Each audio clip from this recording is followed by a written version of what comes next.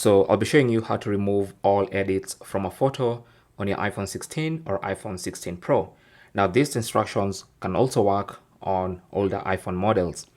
So if you have a photo you've heavily edited or even slightly edited and you prefer the original look of that particular photo or video, then what you want to do is just open that particular photo and then tap on the edit function at the bottom there.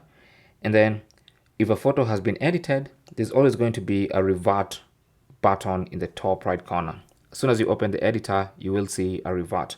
So when you tap on that, it's going to ask, do you want to revert to original?